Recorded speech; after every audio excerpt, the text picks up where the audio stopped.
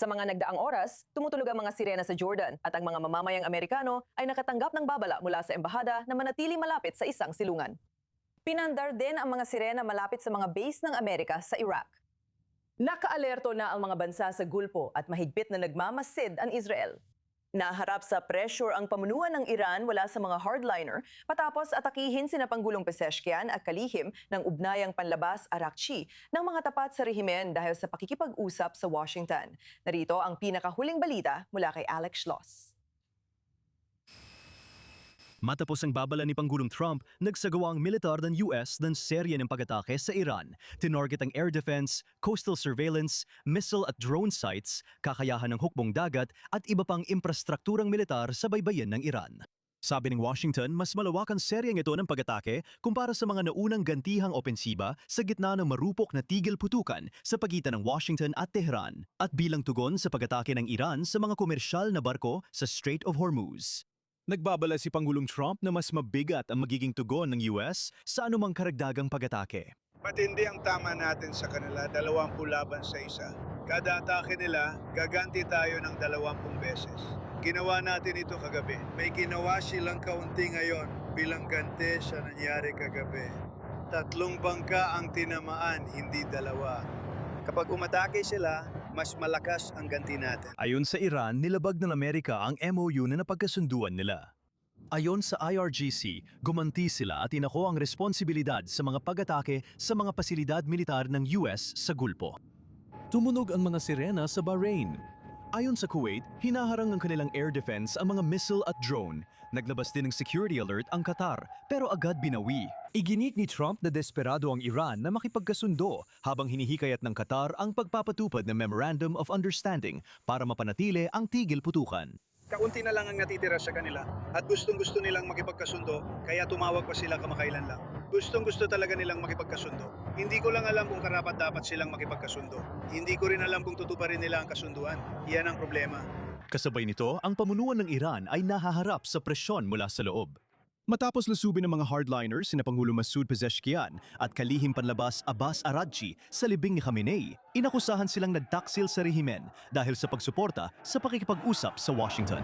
Medyo nakakabaliw kung tutuusin. Medyo nakakabaliw talaga. Mapagmatyag ang Israel, nagdaos ng espesyal na konsultasyong pangsiguridad sina Punong Ministro Benjamin Netanyahu at kalihim ng depensa Israel Katz. Ayon sa mga opisyal ng depensa ng Israel, naka-high alert pa rin ang IDF.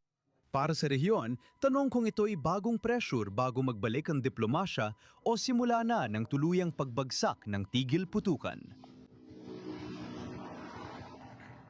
Kasama ko ngayon sa studio sina Ambassador Mark Regev, dating embahador ng Israel sa UK at dating senior advisor ni Punong Ministro Benjamin Netanyahu at security analyst Yankov Lapin, host ng Ross Handler Report. Salamat sa pagsama sa akin dito sa I24 News English Studio.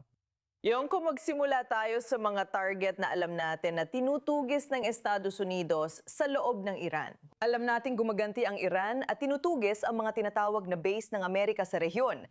Pero ano ba talaga ang tinitingnan ng Estados Unidos para tamaan ang rehimen sa mababang antas nang hindi nagpapasimula ng mas malawak na ganti sa ngayon? Oo, sigurado. Sinusubok ng Iran ang limitasyon nito para angkinin ang Hormuz. Ito na ang naging dahilan ng hindi pagkakaunawaan simula pa nung nilagdaan ang memorandum ng hindi pagkakaintindihan na ito na sinasabi ng ilan ay may malalim at malubhang depekto. Tingnan mo, sa huli, hindi aksidente ang mga target na ito. Nakikita natin na ang CENTCOM ay mas pinalalawak ang pagtutok sa kakayahan ng Iran na ipilit ang kagustuhan nito sa Strait of Hormuz. Karamihan sa mga target ay nasa timog baybayin ng Iran.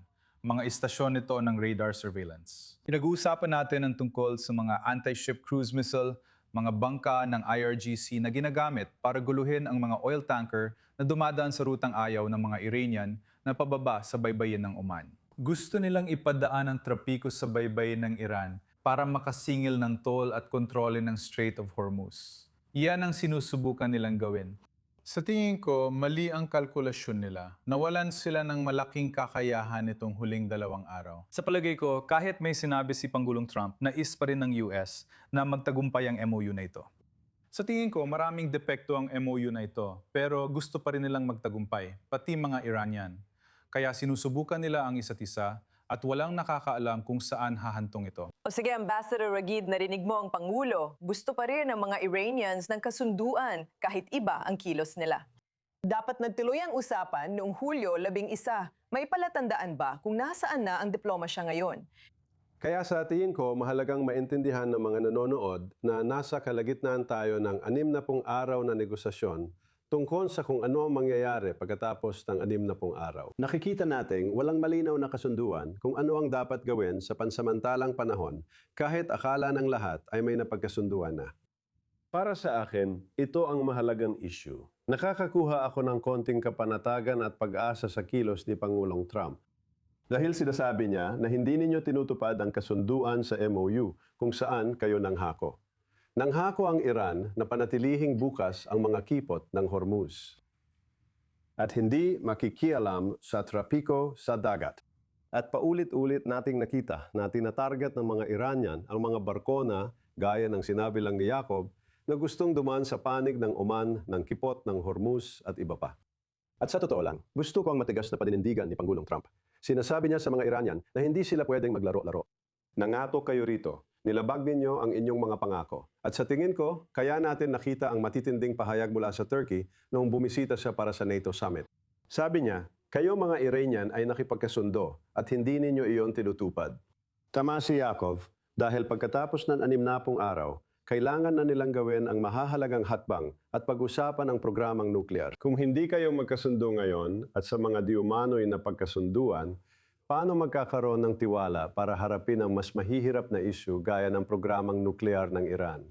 Gusto ko ring ipakilala si Brian Katulis, Senior Fellow sa Middle East Institute. Brian, salamat sa pagsama sa I-24 News English. Narinig mo si Ambassador Mark Regev na nagsabing layunin ng MOU na itigil ang putukan at buksan ang Strait of Hormuz. Ngunit wala pa sa mga ito ang nangyayari ngayon. Patay na ba talaga ang Memorandum of Understanding? Nabalik ba tayo sa simula o sa kalagayan natin 3 linggo bago nilagdaan ng MOU? Mukhang ganun na nga. Ibig ko sabihin, sa tingin ko, naging magalang ang dalawa mo pang panauhin. Ang MOU na ito ay isang kasunduan para sa pagpapalubag loob.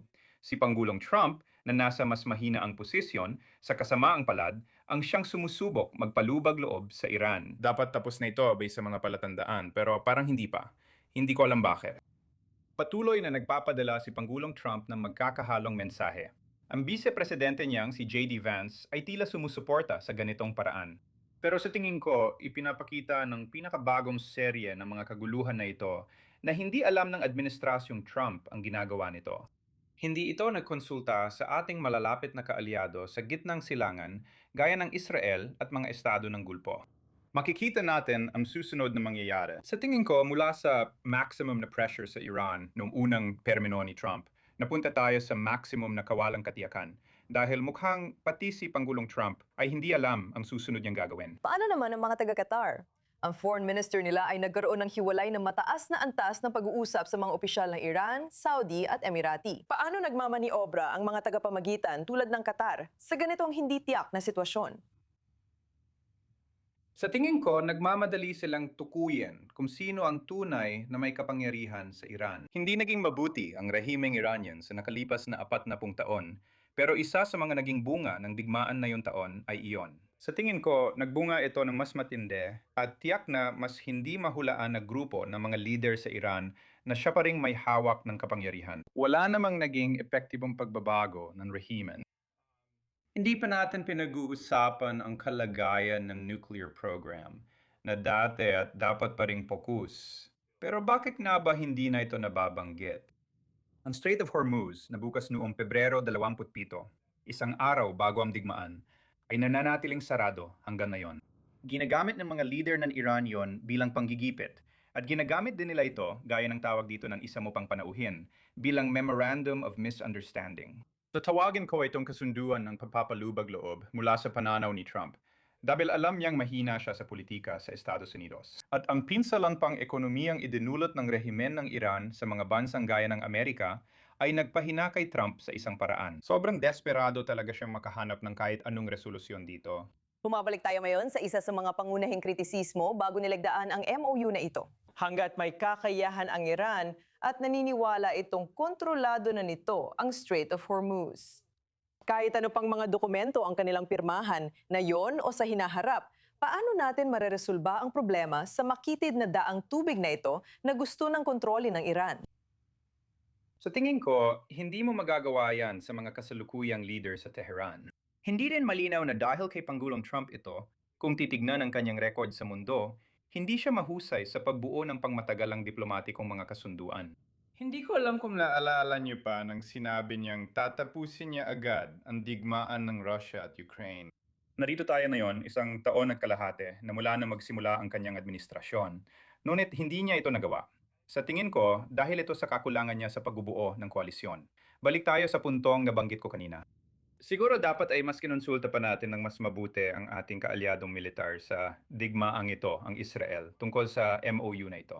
Dapat talaga ay masinsinan natin kinonsulta ang mga bansang nasa Golpo, kung saan tayo may mga base, at dapat ay bumuo tayo ng isang koalisyon. Ang problema, adik si Pangulong Trump sa sarili niyang estilong pakitang taong diplomasya.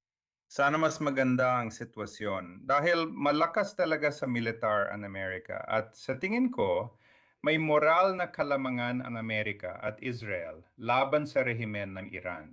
Parang hindi natin lubos ginagamit ang lakas ng posisyon natin. Sa palagay ko, ganito rin ang nangyayari kay Pangulong Trump. Brian Catules, salamat sa pagsama sa amin sa I-24 News English at sa iyong pananaw. Balik tayo dito sa studio, Mark, kapag pinag-uusapan natin ang MOU na ito. Ito ay isang bagay na mula pa sa simula ay maraming tao at mga leader sa Israel ang naging critical. May paraan ba na ang mangyayari ngayon ay magiging maganda para sa Israel kung ang MOU ay nagsisimula ng mabuwag? Sa tingin ko, hindi pa sigurado kung tapos na ang MOU dahil hindi pa tuluyang inalis ni Trump ang posibilidad. At posible ring tingnan ang pinakahuling pagpapaputok na ito bilang isang uri ng sapilitang diplomasya. Sa madaling salita, hindi mo tinutupad ang bahagi mo sa kasunduan. Bababarilin ka namin hanggang gawin mo ito.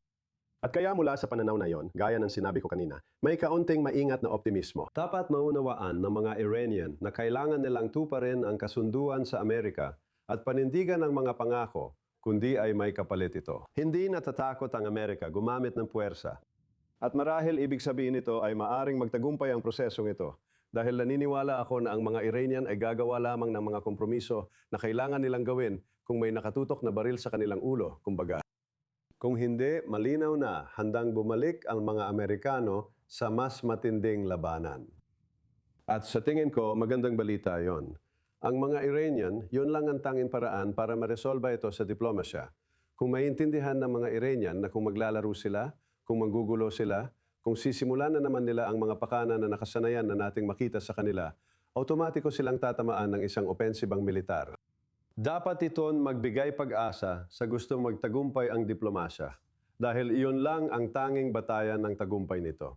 Sige, ngayon, matapos ang nakita natin at tumunog ang mga sirena sa mga base ng Amerika sa Erbil at Baghdad, may ulat ng drone attack sa grupong oposisyong Kurdish ng Iran malapit sa Erbil. Walang ulat ng mga nasawi o nasugatan sa ngayon. Kasama natin ngayon si Intifad Kanbar, tagapangulo ng Kurdish Protection Action Council sa Washington, D.C. at dating tagapagsalita ng Deputy Prime Minister ng Iraq para pag-usapan ito. Intifad, ikinatuwa naming makasama ka sa I-24 News English na yon. Kasunod ng mga pinakabagong ulat na ito, mukhang muling inaatake ang mga puwersang Kurdish habang nagpapalitan ng putok ang US at Iran. Bakit sila na naman ang napupuntirya ngayon? Magandang umaga mula Washington, Nico. Salamat.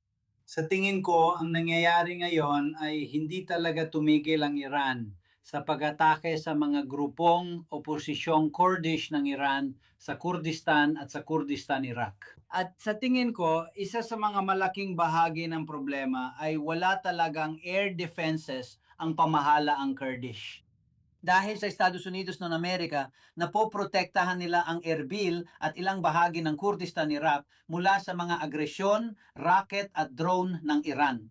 Magaling ang nagawa nila pero hanggang ngayon wala pa ring air defenses ang Kurdish Peshmerga, ang puwersa ng gobyerno ng Kurdish. Kaya't nagsisikap kami dito sa Washington na kumbinsihin ang Estados Unidos na bigyan ng air defenses ang gobyernong Kurdish. Ang problema, kailangan nilang iwasan ang Baghdad dahil ang Kurdistan ay nasa Iraq. At hulaan mo, mas nakahanay ang Baghdad sa Iran at hindi nila papayagan na makarating ito sa rehiyon ng Kurdistan. Kailangan natin direktang koneksyon. At ang Estados Unidos ang maghatid ng air defense na kailangan sa Kurdistan para maprotektahan ang 6 na milyong Kurds, ang pamahalaang Kurdish at kanilang lipunan. Paano ang mga bagong pag-atake sa mga base ng Amerika sa Iraq? Ano naman ang napapala ng Iran sa mga pag-ataking ito? Nahihila ang Iraq mula sa dalawang panig, Washington at Tehran. Ibig mo bang sabihin sinusubukan ng Iran na palapitin ang Baghdad sa kanila gamit ang mga pag-ataking ito? Sa totoo lang, Nicole, sa kasamaang palad, dahil sa mga dating administrasyon ng US, particular na ang administrasyon ni Obama at ni Biden, naging sigang Iran sa gitnang silangan. Ang JCPOA ay nilayon para limitahan ang nuclear na kakayahan ng Iran, ngunit hindi nakita ng iba ang pinakamahalagang punto. Ang problema sa Iran ay hindi lang ang issue ng nuclear, kundi pati ang pagsuporta nila sa mga milisya, ang pag-atake sa reyon, kabilang ng Israel, United Arab Emirates, mga bansa sa Gulpo, lahat ng kaalyado ng Estados Unidos, at ang mga estratehikong long-range missiles. Kaya maraming issue ang kailangang alisin sa loob ng kapangyarihan ng Iran bago natin masabing may mapayapa, maayos at permanenteng kapayapaan sa gitnang silangan. Kung hindi, mapapatuloy ang Iran sa pananakot sa gitnang silangan dahil ang rehimeng ito ay pinapatakbo ng mga siga at mga taong may apokaliptikong pananaw. Wala silang lohikal na pag-iisip at kailangan nating alisin ang panganib na ito sa kahit anong paraan. Makikita sa opinyon ng publiko tungkol sa rehimen sa Iraq at Iran na yon ang huling araw ng libing ni Qasem Soleimani na nagmula sa Iran, pumunta sa Iraq at bumalik para sa huling seremonya. O ang kanyang anak, ang bagong pinakamataas na pinuno, si Muqtada al-Sadr, ay hindi magpakita ngayon. Paano pa nito mas makakasira sa opinyon ng publiko o kahit sa tiwala sa rehimen? Sinabi ko na rito sa iyong programa, Nicole, kung natatandaan mo, na gagamitin ng Iran ang libing na ito bilang pagpapakita ng kapangyarihan at lalo na ng kanilang lakas. Gayunpaman, sa doktrina ng Wilayat al-Faqih ng Iran, mayroong tinatawag na al-Taqiyya na nangangahulugang panlilinlang. Ang pagsisinungaling ay legal at tinatanggap sa reliyon. Kaya ako ay hindi ako magtataka kung si Musharraf ay patay na, halos patay o gulay na, pero sinasabi pa rin nilang gumagana pa siya. Dahil ang pagsisinungaling sa ilalim ng doktrinang Taqiyya ay tinatanggap para linlangin ng kaaway. Kaya paano ka magkakaroon ng kasunduan? Paano ka makakabuo ng Memorandum of Understanding o matagalang kasunduan sa isang rehimen na pangunahing namamalakad gamit ang pagsisinungaling sa ilalim ng doktrinang Taqiyya? Antifad Kanbar, masaya kaming makasama ka sa I24 News English. Salamat. Salamat. Balik tayo dito sa Studio Yakov. Kapag tiningnan natin ang libing, ang Lebanon, Saudi Arabia at Qatar ay lahat nagpadala ng mga delegasyon para sa libing ni Khamenei. Mga bansang hindi nagpadala, sandali sa UAE. Ito ba ay indikasyon ng bagong sistema, hindi lang sa diplomasya, kundi pati na rin sa seguridad sa reyon na yun? Sa tingin ko, indikasyon nito na wala nang magkakaisang pamamaraan ang Gulpo patungkol sa Iran. Kanya-kanya na sila ng direksyon. Wala nang iisang pulisya ang Gulpo ngayon. Lahat ng ito ay bahagi na ng kasaysayan. May mga Emirati komentarista na kinukutsang mga Saudi sinasabing hindi estratehiko ang pagpapadala ng mababang antas ng delegado sa libing at pinapahiya lang nila ang sarili nila. Ang Islamikong Republika ay nagpaputok ng mga misil laban sa atin, pero nagpapadala pa rin kayo ng mga delegado sa libing na nagdisenyo ng kanilang makinang pandigma. Isang kahihiyan ito. At ito ay tahasang sinabi ng mga komentaristang Emirati. Para sa akin, ang mga ganitong komento ay hindi sinasabi kung walang pahintulot mula sa maharlikang korte ng mga bansang ito. Kaya napakalaking pagkakahati sa tingin ko ang nakikita natin sa pagitan ng UAE at Saudi Arabia pagdating sa kung paano haharapin ang Iran. Nakikita natin ng mga bansang tulad ng Saudi at Qatari ay mahilig magsalita ng may pagkukunyari, maglaro ng dubleng laro pagdating sa Iran at panatilihing bukas ang lahat ng opsyon nila. At ang ibang mga bansa tulad ng UAE, lalo na syempre, ang UAE ang nangunguna na may mas matapang at direktang paraan, pinagtitibay pa ang alyansa nila sa Israel, umaasa magigising ang Estados Unidos pagdating sa usapin ng Iran. May implikasyon din ito sa militar. Ayon sa ulat, may isang Israeli na unit ng Iron Dome sa UAE. Hindi lang Iron Dome ang pinag-uusapan dito. May iba't ibang kooperasyon sa paniktik at mga operasyon na maaring nagaganap sa pagitan ng dalawang bansa laban sa kanilang iisang kaaway. Ang ibang bansa sa Gulpo ay nag-iingat para bukas pa rin ang lahat ng opsyon nila at di gaanong matapang. O sige, Ambassador Reg, kapag tiningnan natin ang mga nangyari sa prosesyon ng libing nitong mga araw, may mga sigaw ng kamatayan sa Amerika at kay Pangulong Donald Trump ng US. Kahit na yung huling araw, may malaking banner na nakasulat sa Ingles, "Papatayin namin si Trump." Malinaw itong mensahe para sa mga negosyador ng Washington at kay Pangulong Trump ng US. May implikasyon ba ito pagdating sa kasalukuyang negosasyon at sa kung ano ang iniisip mismo ni Trump? May kasabihan na kung ano ang nakikita mo, yun ang makukuha mo. At ito ay tamang paglalarawan kung paano tinitingnan ng revolusyonaryong rehimen sa Iran ang mundo. At palaging sinasabi ng Iran na ang Estados Unidos ang dakilang satanas at ang Israel ang maliit na satanas. At para hindi natin ma-offend ang ating mga manonood sa Europa, pero malamang ang Europa ay isang medium-sized na satanas. O panatiko ang mga ito. Revolusyonaryong panatiko. Sabi ni Henry Kissinger na mas matalino sa akin, ang problema ay ang Iran ay hindi bansa, kundi adikain. Sa madaling sabi, adikain ang pagpapalaganap ng Rebolusyong Islamiko, kaya laging nag-aalala ang Israel sa kanilang nuclear program at suporta sa terorismo. At sa tingin ko, sa palagay ko, si Donald Trump, o sana na, pero naniniwala rin akong naunawaan niya iyon. Paano naman ang libing na binanggit ni Yaakov? Tingnan mo, talagang napahiya ang mga Iranian kung titignan mo kung sino ang dumalo sa libing. Siyempre, hindi namin nagustuhan na pumunta doon ang Lebanese Deputy Defense Minister at nagpadala rin ang Saudi ng Deputy Foreign Minister. Maliban sa mga Pakistani na nagpadala ng presidente nila, tama? Napag-usapan na rin natin sila dati sa programang ito. Ang mga Pakistani ay napakasama pagdating sa anumang may kinalaman sa kapayapaan sa gitnang silangan. Oo, wala silang naiaambag kahit ano. Mukhang kakampi pa nila ang mga pinaka-ekstremistang grupo. Pero ang mga Ruso ay nagpadala lang ng dating presidente, di ba? At yan pa ang pinakamalapit nilang kaibigan. Ang mga Chino na sinasabing malapit din nilang kaibigan, nagpadala lang ng Deputy Foreign Minister. Tama? At bawat bansa ay nagpapadala lang ng mababang antas na representasyong diplomatiko. Isa itong sampal sa mukha ng Islamic regime. Ipinapakita nito ang kanilang diplomatic isolation. Tama? Kahit hindi kaalyado ng Israel, hindi nagpadala ng sinuman ang South Africa. May nangyayari. Hintayin natin at tingnan kung ano mangyayari lalo na sa rehiyon. Mark Regev, Reg, Yakov Lapin, mahusay na pagsusuri. Salamat.